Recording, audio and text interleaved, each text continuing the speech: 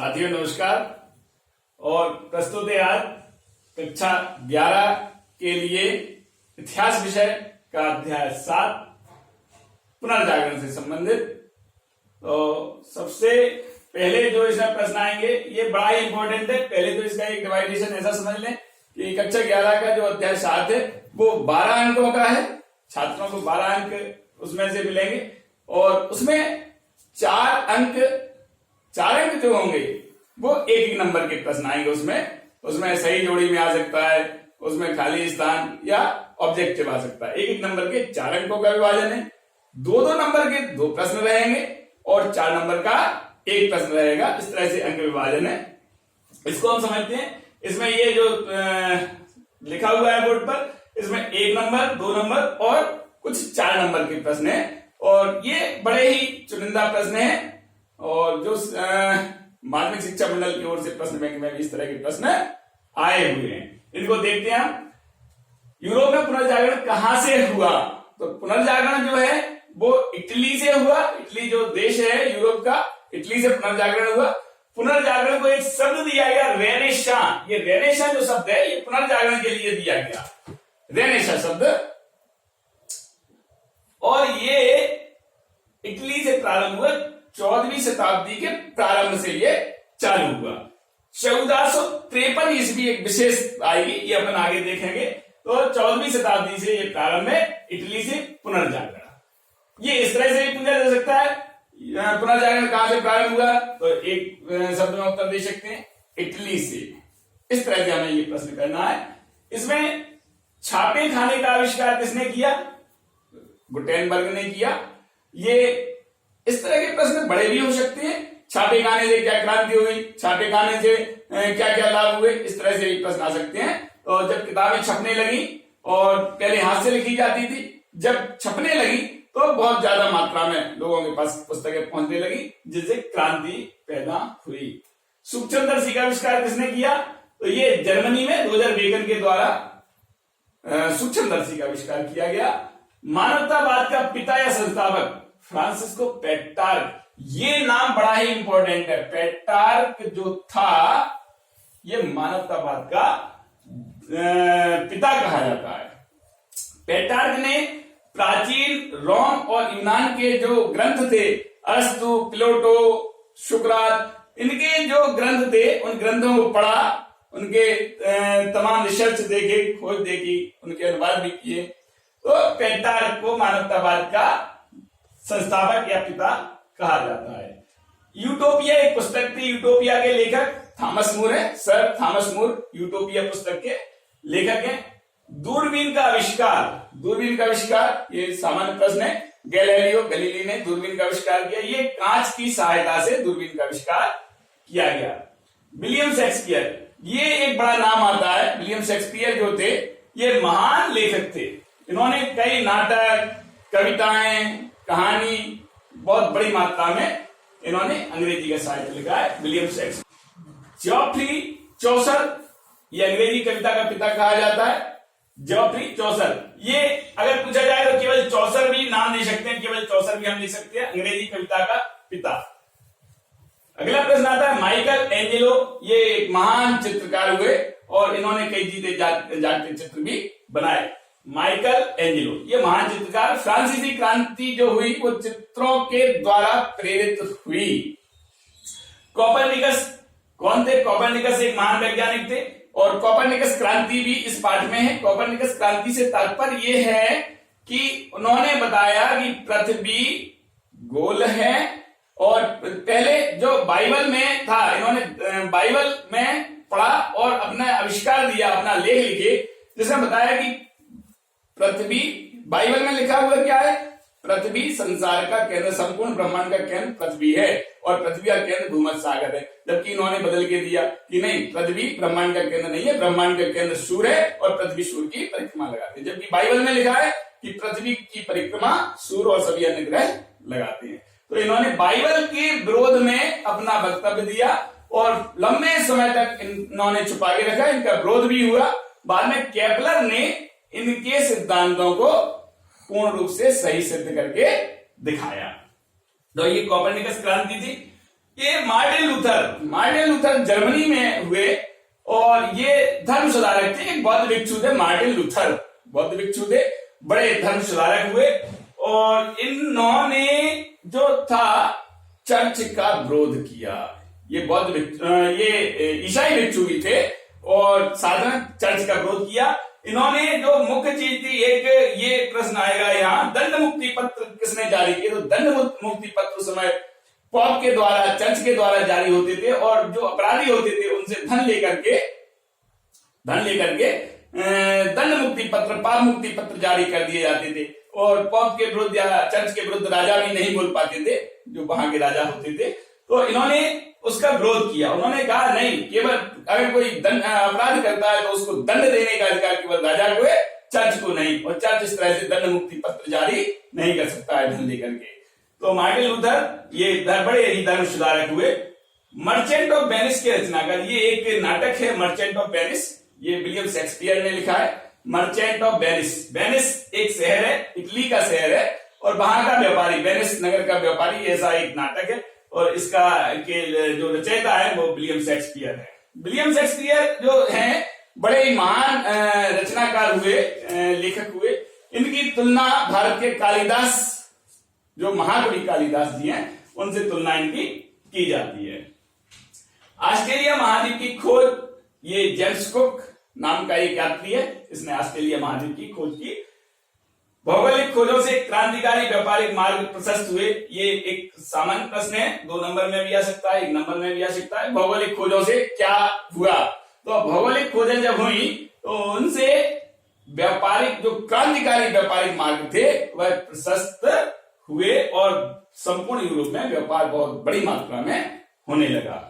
Germany में धर्म सुधार आंदोलन के प्रणेता ये मार्टिन लूथर थे, यही हैं धर्म सुधार के प्रणेता। इन्होंने बाइबल के न्यू टेस्टामेंट का जर्मन भाषा में अनुवाद किया और इन्होंने बहुत सी चीजें जो ईसाई धर्म में उस समय गलत गतिविधियां होती थी या राजा भी चर्च और पॉप के खिलाफ विरोध में नहीं बोल पाते थे, इन्होंने चर्च और पॉप के विरोध में भी लिखा और जो गरीब जनता वहां की थी वो सब मार्टिन लूथर के साथ जुड़ी और उन्होंने मार्टिन लूथर का साथ दिया। ये जर्मनी में धर्म सुधार आंदोलन के प्रणेता मार्टिन लूथर।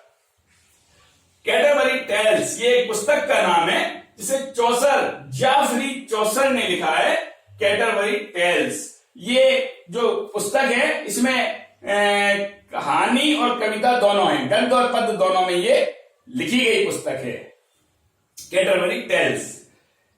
एक प्रश्न आता है 1453 ईस्वी में कुस्तुंतनिया पर किस जाति ने अधिकार, या ये बड़ा इंपॉर्टेंट प्रश्न है, ये 1 नंबर में भी आ सकता है, 2 नंबर में भी और 4 नंबर में भी आ सकता है ये प्रश्न। तो कुस्तुंतनिया पर बाइजेंटाइन शासक जो थे वो राज्य करते थे, बाइजेंटाइन शासक, और उसके बाद 1453 ईस्वी में ओटोमन तुर्कों ने बाइजेंटाइन साम्राज्य को पराजित करके तुर्की साम्राज्य स्थापित किया और अपनी राजधानी को कुस्तुंतनिया में स्थापित किया ओटोमन तुर्कों ने।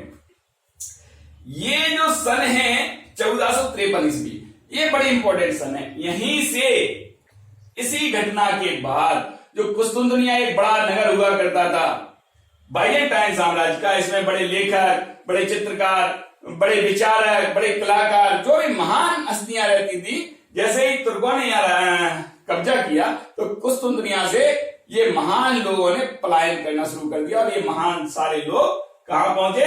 इटली में जाके अपने आप को सुरक्षित महसूस किया और इटली के नगरों में रहने लगे। और यही कारण रहा कि इटली में पुनर्जागरण को बल मिला। जब कुस्तुंतनिया से कई महान लोग इटली में स्थापित हुए, पहुंचे, तो इटली में जो पुनर्जागरण की शुरुआत थी उसके लिए बहुत तीव्र गति से बल मिला और पुनर्जागरण तेज हुआ। अंधकार युग किस समयावधि को माना जाता है? वैसे तो कोई अंधकार युग नहीं होता है, लेकिन फिर भी अंधकार युग की एक जो परिभाषा दी है पुस्तक में, वो 5वीं से 14वीं शताब्दी लिखा हुआ है। तो 5वीं से और 14वीं शताब्दी, इसमें अपन देखेंगे कि जो यूरोप था वहां पहले यूनानी शासन, दूसरा रोम साम्राज्य, तो ये क्लासिक साम्राज्य थे, क्लासिकल साम्राज्य थे, ये बड़े ही उत्थान हुआ इनका। लेकिन 5वीं शताब्दी में जब रोम साम्राज्य का पतन प्रारंभ हुआ कोई इतना बड़ा साम्राज्य एक दिन में, एक साल में खत्म नहीं होता है। 5वीं शताब्दी में रोम साम्राज्य की जड़ें कमजोर होने लगी, सेनाएं कमजोर होने लगी और लगातार अरबों की आक्रमणियां होने लगी, इस्लाम के आक्रमणियां होने लगे। और 5वीं शताब्दी में के बाद जो रोम साम्राज्य के राजा हुए वो अरबों पर और तुर्कों पर निर्भर हो गए कि आप अपनी सेना से हमारी सुरक्षा करें। मंगोलों ने भी जब आक्रमण किए रोम साम्राज्य पर, तब उन्होंने कहा कि आप तो धन ले लो हमसे और हमारे राज्य को सुरक्षित छोड़ दो। इस तरह से उन्होंने अपनी सुरक्षा प्राप्त की अरबों से, तुर्कों से, ठीक है। लेकिन ये 14वीं शताब्दी तक इस तरह से चलता रहा और 14वीं शताब्दी तक ये पूर्ण रूप से ध्वस्त हो गया था रोम साम्राज्य। 7वीं शताब्दी में पूर्ण रूप से ध्वस्त हुआ, वहां छोटे छोटे टुकड़ों में सारा रोम साम्राज्य बट गया। 712 ईस्वी जो आती है वहां रोम साम्राज्य संपूर्ण नष्ट होता है, रोम साम्राज्य के छोटे छोटे टुकड़े हो जाते हैं। और इसी काल को जब तक वो 13वीं और 14वीं शताब्दी के मध्य में आके मजबूत बनता है राज्य, पुनर्जागरण की शुरुआत होती है। यहाँ 5वीं से 13वीं शताब्दी तक छोटे छोटे टुकड़ों में बटा रोम साम्राज्य, फिर वो धीरे धीरे इकट्ठा हुआ, वहां के शहर विकसित हुए, बड़े बड़े विश्वविद्यालय बने, पुराने रोम और यूनान के जो दार्शनिक थे उनके ग्रंथों को खोजा गया, उन्हें पढ़ाया गया, उनका अध्ययन किया, उनका ट्रांसलेट हुआ, नई नई खोजें हुई। यही पुनर्जागरण था अंधकार युग के बाद का समय। इसी को पुनर्जागरण, इसी को रेनेसां कहा गया। और इसके पूर्व के समय को जब लोग भूल गए हमारी स्थिति क्या थी, हम कैसे क्लासिकल राज्य में रहा करते थे, उसको अंधकार युग का नाम दिया गया है। ये 5वीं से 14वीं शताब्दी तक माना जाता है। पृथ्वी का पहला बेलनाकार मानचित्र गेरहार्ड मर्केटर, ये चित्र जो बनाया, मानचित्र जो बनाया, पृथ्वी पर विभिन्न जगहों की खोज करके बनाया गया बेलनाकार मानचित्र। और गेरहार्ड मर्केटर जो थे, संभवतः ये भूमध्य सागर जो था यूरोप के पास, उसको पृथ्वी का केंद्र मानते थे। दंड मुक्ति पत्र, ये बहुत इंपॉर्टेंट प्रश्न है। दंड मुक्ति पत्र किसने जारी किए? तो यूरोप में जो चर्च होते थे, चर्च की स्थिति बड़ी मजबूत होती थी। चर्च में जो पॉप था उसका पद राजा के तुल्य माना जाता था और पॉप जो था वो इतना मजबूत होता था कि राजा भी पॉप के खिलाफ नहीं बोलता था। पॉप ने अपने इनकम बढ़ाने के लिए, आय बढ़ाने के लिए एक नई चीज का विचार किया, नया आयाम जारी किया। उसने दंड मुक्ति पत्र जारी करना शुरू किया। दंड मुक्ति पत्र होते थे, जो अपराधी होते थे उनके अपराधों की मुक्ति का एक हस्ताक्षर करके पत्र पॉप द्वारा जारी होता था, चर्च द्वारा, और उनसे उसके बदले में एवज पैसे लिए जाते थे। अगर कोई हत्या करके आया, अपराध लूटपाट करके आता है और वो चर्च को धन दे देता है, धन देने के उपरांत चर्च उसके लिए दंड मुक्ति पत्र जारी करता था, जिस पर पॉप के हस्ताक्षर होते थे कि इसने धन के द्वारा अपने पाप से मुक्ति पा ली। तब उसके बाद राजा भी उस पर कोई आरोप नहीं लगा सकता था और राजा उसको दंड नहीं दे सकता था। ये बहुत बड़ी बात थी कि अपराधी धन दे करके बच जाते थे और चर्च और पॉप उनके लिए इस तरह के पत्र जारी करते थे। ये दंड मुक्ति पत्र होते थे और इसका ही विरोध मार्टिन लूथर ने किया। ये बड़ा इंपॉर्टेंट है, ये ध्यान रखने की चीज है। लियोनार्डो दा विंची ये एक महान चित्रकार था। ये शरीर विज्ञानिक भी था, शरीर विज्ञान, वनस्पति विज्ञान इसकी विशेष रुचि थी और इसकी विशेष इच्छा थी। इसने पक्षियों का जो अध्ययन है इसने बड़े लंबे समय तक किया। ये पक्षियों जैसा आकाश में उड़ना चाहता था, बड़ा विचारवान व्यक्ति था, चित्रकार होते ही विचारवान है। तो ये चित्रकार था, साथ में वनस्पति विज्ञान का जानकार और शरीर रचना का जानकार भी था। ये पक्षियों के जैसे उड़ना चाहता था लेकिन ये संभव नहीं हो सका। इसने मोनालिसा का एक चित्र बनाया है, ये आज भी आश्चर्यकारी चित्र है। इसको जिस एंगल से हम देखते हैं वो उसी तरह का अलग अलग ढंग का दिखाई देता है, हर एंगल से अलग ढंग का चित्र दिखाई देता है। लियोनार्डो दा विंची और मोनालिसा का चित्र। न्यू टेस्टामेंट क्या है? ये बाइबल के दो पार्ट हैं। जो बाइबल है दो पार्ट में, एक ओल्ड टेस्टामेंट, एक न्यू टेस्टामेंट। बाइबल का जो ओल्ड टेस्टामेंट है वो हिब्रू भाषा में है, जिसमें मेसोपोटामिया की कहानियां दी गई हैं। प्राचीन चरवाहों की कहानियां जो हैं वो मेसोपोटामिया की कहानियों से उद्धृत है। और न्यू टेस्टामेंट ये ईसा मसीह के जन्म से संबंधित है। उनका जन्म, उनका जीवन व्रत और उनके द्वारा दी गई शिक्षाएं और ईसा मसीह के जो शिष्य थे, प्रमुख शिष्य थे, उन सब के उपदेश न्यू टेस्टामेंट में सम्मिलित है, जो बाइबल का पार्ट ऑफ 2 दूसरा भाग है। इसमें अब ये पुनर्जागरण से तात्पर्य तो क्लियर हो गया। पुनर्जागरण से तात्पर्य है एक पुनर्जन्म, पुनर्द्वार, पुनरुत्थान। ये पुनर्जागरण यूरोप में हुआ और जो इटली से प्रारंभ हुआ, ये हमें ध्यान रखना है। पुनर्जागरण से अगर प्रश्न आता है पुनर्जागरण से क्या तात्पर्य हुआ, ये यूरोप में पुनर्जागरण कहां से हुआ, रेनेसा का तात्पर्य, तो रेनेसा का तात्पर्य पुनर्जागरण, और पुनर्जागरण का तात्पर्य पुनर्जन्म, पुनर्जागरण, पुनरुत्थान से, पुनरुद्वार से। कोई भवन है, पुराना हो जाता है, खंडर हो जाता है, फिर उसे दोबारा नव निर्माण किया जाता है, तो एक तरह से पुनरुत्थान, पुनरुद्वार, यही पुनर्जागरण था। जो क्लासिक साम्राज्य थे, यूनान साम्राज्य, रोम साम्राज्य, वो क्लासिक साम्राज्य थे, लोग भूल गए थे धीरे धीरे कई शताब्दियों में, और 14वीं शताब्दी से उन सब ने अपनी पुरानी खोजें बरकरार की, यही पुनर्जागरण कहलाया। और वहां यूरोप में सर्वप्रथम विश्वविद्यालय, तो ये भी एक खास इंपॉर्टेंट है। जो देश अपनी शिक्षा व्यवस्था को मजबूत करेंगे वो देशों का पुनरुत्थान निश्चित रूप से होगा। इटली में विश्वविद्यालय की स्थापना हुई, पादुआ विश्वविद्यालय, बोलोनिया विश्वविद्यालय सर्वप्रथम हुए, फ्लोरेंस विश्वविद्यालय तीसरे नंबर पर आता है। अच्छा, एक प्रश्न जो अंतिम प्रश्न इसमें है, पुनर्जागरण इटली से ही प्रारंभ क्यों हुआ? इटली से ही आखिर प्रारंभ क्यों हुआ?